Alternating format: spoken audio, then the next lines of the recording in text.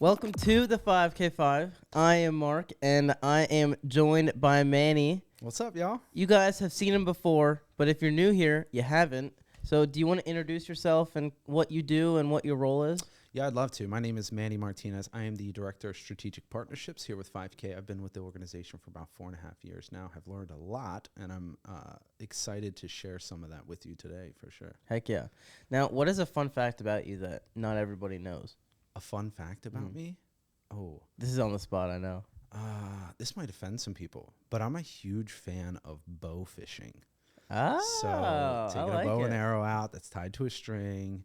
I like to shoot off of some pretty high bridges as well. Give myself a Nice. challenge, but we'll go out sometimes really late at night with lights surrounding the boat. We'll stand on Heck the side yeah. of the boat and Is there try to a see what we get. season for it?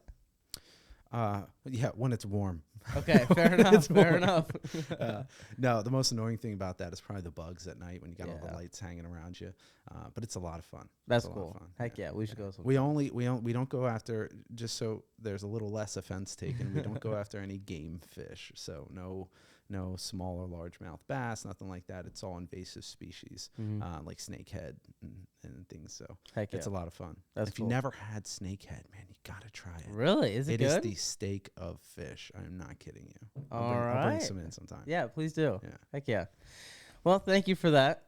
Today, we are going to be talking about objection handling. Yeah, I appreciate that. And I jotted some notes down. I hope that's okay. I didn't want to miss anything that I had. But I do want to clarify one thing up front.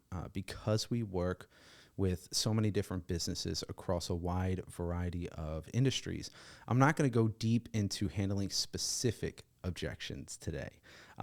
What works for manufacturer isn't always what works best for a service business. What works best for B2B sales, business to business sales, doesn't always translate to business to consumer sales. And what works for high ticket sales can completely fail with the smaller, more transactional environment. So instead, I want to focus on something that I feel is more important. And that's the high level principles behind objection handling. These are principles that apply regardless of what you sell, who you sell to, how you sell them, how complex your sales process is. If these aren't in place, no script, no framework, or rebuttal is going to save the deal. Okay, we get into these situations where we feel like, as salespeople, the more we explain something, the greater clarity that it's going to bring. Or if we get an objection, we go on these long-winded tangents, right? Like this isn't quite within our price range. Well, then we kind of go back to the drawing board or the visual that we have, and we start over-explaining all of the things that are integrated into that product or that service and why it's worth that. Objections only come when interest is already there.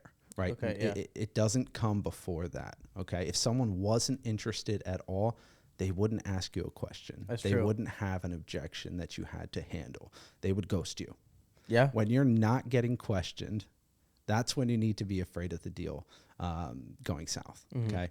Immediately when we hear an objection as salespeople, a lot of times we get in these mind frames where we feel like that deal is falling apart. But we need to remember, they're asking because clarity isn't there yet, okay? We need to bring that clarity to them. We need to approach that conversation with empathy and authority. What is empathy? What's the definition of empathy? And that is to understand the way that someone is feeling, Yeah. or having them be heard, right? We need to do that first. Yeah, so kind of putting yourselves in their shoes, in their position, kind of understanding why they're, having that objection, and That's then, right. Putting yourself in a spot where you can answer that. Yeah, that's a good point. And if I feel that if these high level principles are in place, objections will stop feeling like roadblocks and they'll start feeling like signals Yes. on where we're going. That's good. Okay. So objections. We can equate this to unresolved fear. That's kind of the core idea here. There's a book called To Sell is Human by Daniel Pink, #1 New York Times, Washington Post, and Wall Street Journal seller. He said, people don't buy because they're persuaded. They buy because they feel understood. Okay. The objections aren't rejection. They're signals. Okay. We kind of bring that back to this core idea. Most salespeople hear an objection and think the deal is dying. But in reality, objections usually show up when someone is engaged but not sure. So we need to reframe objections as curiosity in disguise, fear of making a bad decision, and a lack of clarity, not a lack of interest. This instantly lowers the emotional temperature to the prospect or the lead that you're meeting with. I used to do this a lot, okay? When I would be in a call and I'd be going over, so we do everything underneath that digital marketing umbrella. Paid ads, website design development, SEO, link building, you name it. We can help in multiple different areas. Say I'm selling an ads product, right, to a lead. And immediately I kind of go through the process, go through the visual, show them exactly what they're getting, and their objection is, it's a little expensive. I don't want to jump into this right now.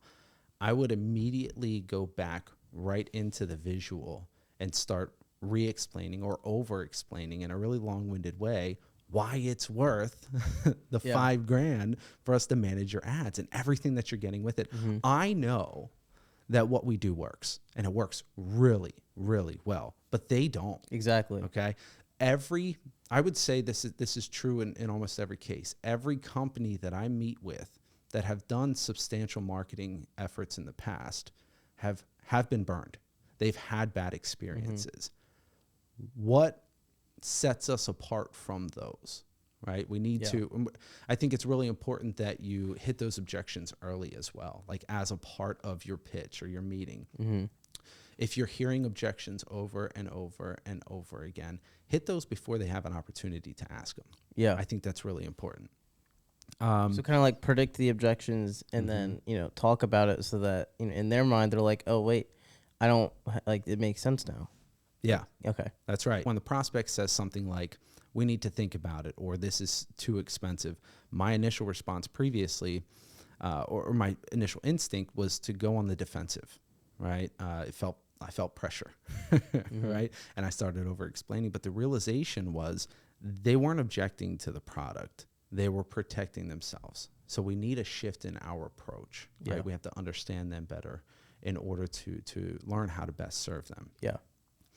There are, in my experience, 3 objection types at a high level. Okay. Clarity objections, risk objections, and trust objections. On the clarity side, they just don't fully understand yet. Example would be price or timing or process. Okay. Risk objections are, what if this doesn't work? Yeah, Right? Exactly. Done this in the past. And what are they risking at that, right? Like, because their reputation is on the line. If a CMO is bringing us in to run a campaign for them and it falls flat on their face, that's not just on us. Yeah. That CMO brought us in. Okay. Exactly. We have an incredible success rate, by the way. I'm just kind of using this as an example. But in their case, it's like they have fear, real fear about that, because their neck is on the line. Yeah. They could potentially risk their entire career with this organization or beyond that by making a bad decision. And then trust objections. Do I trust you enough? Yeah. How are we building that rapport? We need to be able to speak with both empathy, which I talked about earlier, but also authority. Okay. And that doesn't mean you know the answer to every single question. Okay. We have experts with their own disciplines in every single area of our business. It's okay not to know the answer sometimes, and to be able to tap on someone else's shoulder, because you're doing yourself and that prospect a disservice by giving a BS answer. Exactly.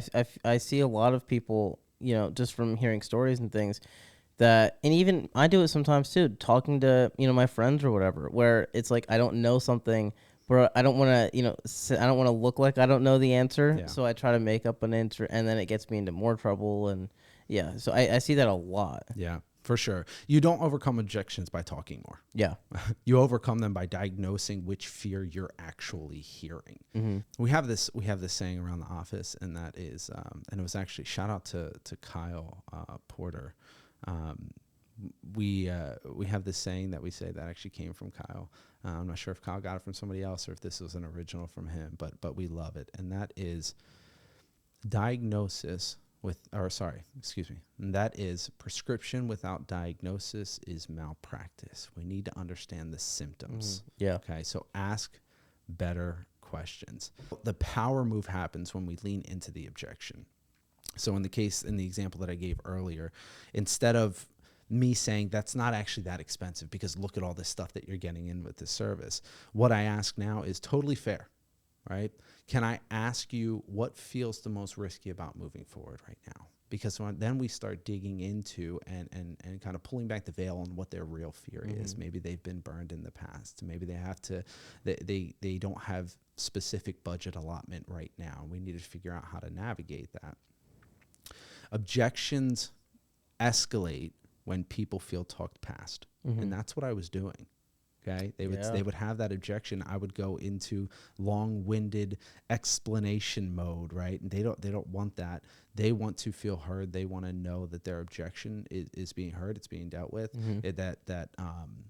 That we resonate with the way that they're feeling, and this is kind of how we've dealt with that in the past. Yeah, right. Because if you talk past them in their head, they're like, "Well, hold on, like." You're not even, talking about what I'm saying. You're not even talking about why I feel this way. That's right. And it's just, because obviously that's not going to resonate with them at all. And they're not going to feel any more, trust than they did prior. Yeah, that's a good point. So examples of some things that you could say is, hey, can I check something? Is this a timing issue or is it a confidence issue?